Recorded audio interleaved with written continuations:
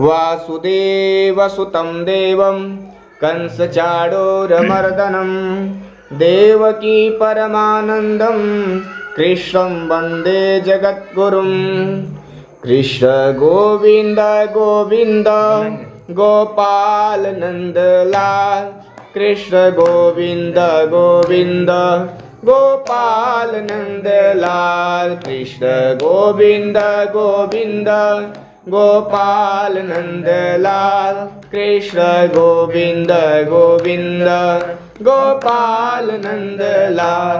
हे गोविंद नंदलाल, हे गोपाल नंदलाल, गोविंद नंदलाल, हे गोपाल नंदलाल, हे गोविंद नंदलाल, हे गोपाल नंदलाल, गोविंद नंदलाल, हे गोपाल नंदलाल। कृष्ण गोविंद गोविंद गोपाल नंदलाल, कृष्ण गोविंद गोविंद गोपाल नंदलाल, कृष्ण गोविंद गोविंद गोपाल नंदलाल, कृष्ण गोविंद गोविंद गोपाल नंदलाल। प्रेम से बोलिए वृंदावन बिहारी लाल की जय।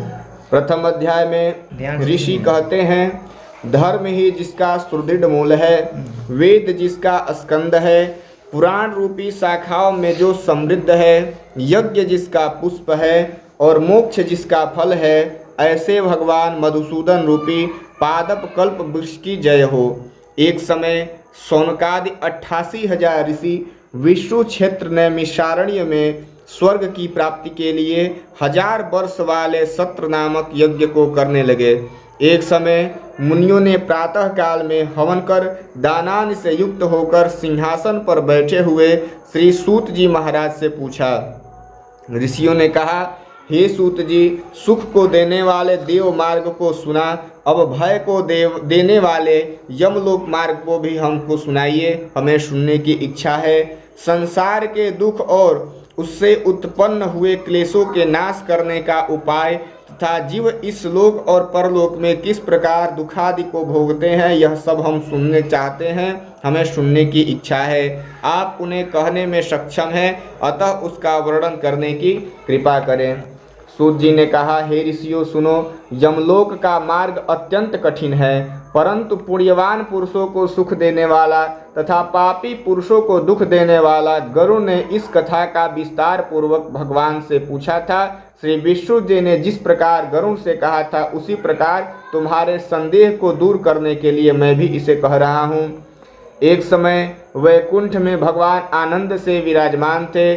उस समय गरुड़ ने विनयान्वित होकर के पूछा। गरुड़ जी ने कहा, हे देव, अनेक प्रकार के भक्ति मार्ग आपने मुझसे कहे और भक्तजनों की उत्तम गति को भी कहा। हम इस समय यमलोक मार्ग में सुनने की इच्छा से आए हुए हैं। आपकी भक्ति से विमुख पुरुषों को यमलोक में जाना मैंने सुना है।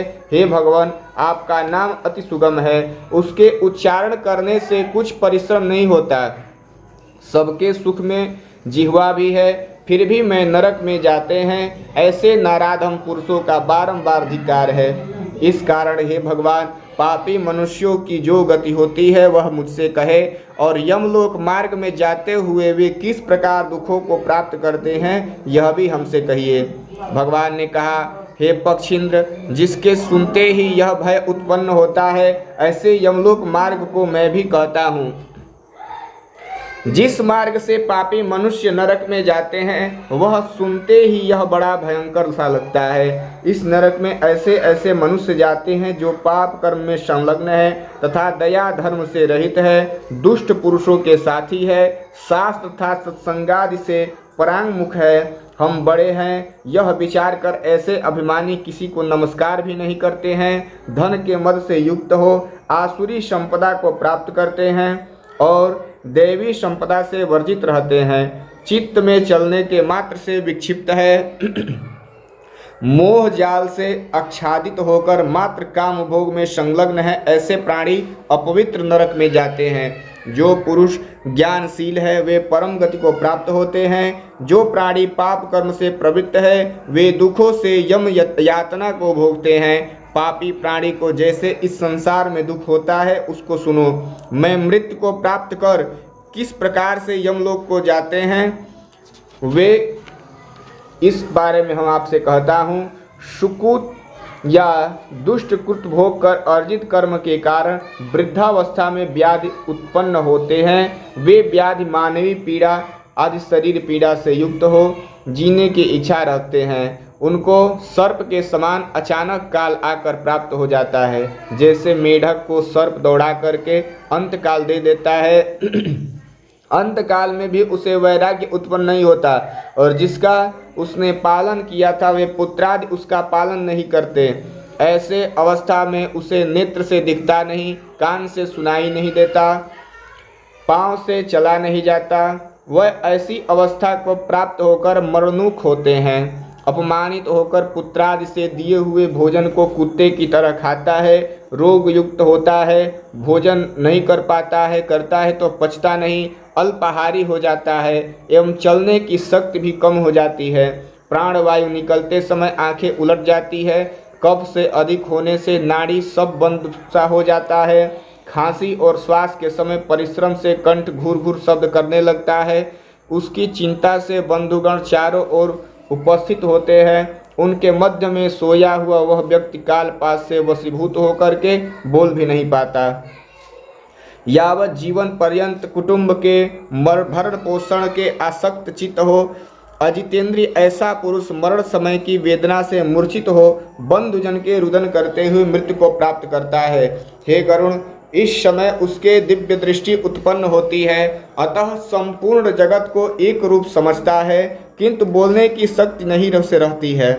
उस समय इंद्रियां नष्ट हो जाती है और चैतन्य जड़ रूप हो जाता है। यमराज के दूत के समीप आने पर प्राण निकल जाते हैं।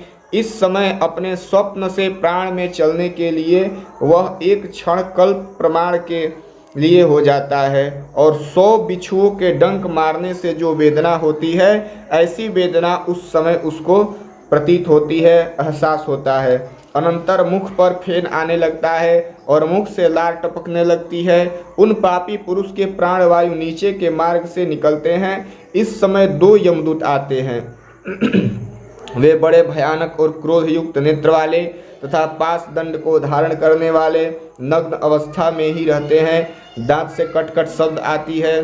कौवे जैसी काले ऊंचे केस है, वक्र मुख व नख है, उनके आयुध है। ऐसी यमराज के दूत को देख पापी प्राणी भयभीत होकर मलमूत्र त्याग करने लग जाता है। उस समय शरीर से अंगुष्ठ मात्र जीव हा हा शब्द करता हुआ निकलता है, जिसको यमराज के दूत पकड़ लेते हैं। यमराज के दूत उस भोगने वाले शरीर को पकड़ पास गले में बांधकर उसे उसी क्षण यमलोक को ले जाते हैं, और जैसे राजा के पुरुष दंडनीय प्राणी को पकड़ कर ले जाते हैं उस तरह उस पापी को रास्ते में थकने पर भी यमराज के दूत भयभीत करते हैं और उसको नरक के दुख को बारंबार सुनाते हैं। जल्दी चलो, तुमको यमलोक में जाना है, कुंभीपाक आदि नरक में ले जाएंगे, इसलिए आज देर मत करो। ऐसे यमदूतों के वचन सुनकर बंद जन को प्रलय ऐसी उच्च स्तर की बात करते हुए विलाप करने लगता है, किंतु उसको यमदूत ताड़ना ही देते हैं। यमदूत की गर्जना से उसका हृदय विदीर्ण हो जाता है और कांपता हुआ वह मार्ग को चलते हुए कुत्तों को काटने से दुखी हो अपने किए हुए पापों को याद करते हुए बारंबार पश्चाताप करता है। वह भूख प्यास से व्याकुल होकर के मार्ग में दवानल पवन की तपायमान रहता है और खडभुजे जैसी गर्म बालू से उसे बिछी हुई धरती पर पांव जलते हैं। वह चल नहीं पाता। उस पर उसके पीठ से चाबुक से मारी जाती है। इस समय जीव की तड़ित हुई बालू का पूर्ण एवं विश्राम रहित और जल रहित मार्ग पर असमर्थ होते हुए भी अत्यधिक कठिनाई से चलना ही पड़ता है। जगह जगह शांत होकर के वह गिर जाता है, मूर्छा आ जाती है, फिर उठ खड़ा होता है। इस प्रकार यमदूत पापी को अंधकार मार्ग से यमलोक ले जाते हैं। यमलोक 99,000 योजन दूर है। वहाँ पापी मनुष्य को 2-3 मुहूर्त में ले जाते हैं। तदनंतर यमदूत उसको भयानक नरक यातना दिखाते हैं। इससे वह प्राणी वहाँ पर रत्न की यातना को देख करके मुहूर्त मात्र में ही यमराज की आज्ञा से यमदूतों द्वारा आकाश मार्ग से पुनः अपने घर को आता है। घर में आकर स्व शरीर से वह पुनः प्रवेश करने की इच्छा करता है, परंतु यमदूत के पास बंधन से क्षुधा तृषा आदि से दुखित हो वह रोता ही रहता है। हे गरुड़ पुत्रादिक जो पिंड को अंत समय में दान देते हैं, उससे भी पापी प्राणी को तृप्ति नहीं होती, क्योंकि पापी पुरुषों के पास श्राद्ध और जलांजलि से ठहरती नहीं है। इस प्रकार भूख प्यास से युक्त होकर प्राणी यमलोक को जाता है। जिनको पुत्रादि पिंड दान नहीं देते हैं वे प्रेत रूप होते हैं और कल्प पर्यंत निर्जन वन में दुखी होकर भ्रमण करते रहते हैं। वह करोड़ों कल्प के समय बीतने पर भी कर्म को भोगते ही है और उस प्राणी की नरक यातना के बिना भोगे मनुष्य शरीर को नहीं प्राप्त हो पाता। हे गरुड़, इस कारण पुत्र को चाहिए कि वह 10 दिन पिंडदान करे। उस पिंडदान के प्रतिदिन 4 भाग हो जाते हैं। उसमें 2 भाग तो पंचमहाभूत देह की पुष्टि देने वाले हैं, तृतीय भाग यमदूत का है तथा चतुर्थ भाग प्रेत भक्षण करता है। 9 दिन पिंड देने से प्रेत का शरीर बनता है। 10वें दिन पिंडदान देने से वह शरीर को चलने की शक्ति प्राप्ति हो जाती है। हे गरुड़, शरीर के दग्ध हो जाने के बाद पिंड से हस्त प्रमाण का शरीर उत्पन्न होता है। इससे वह मार्ग के शुभाशुभ फल को भोगता है।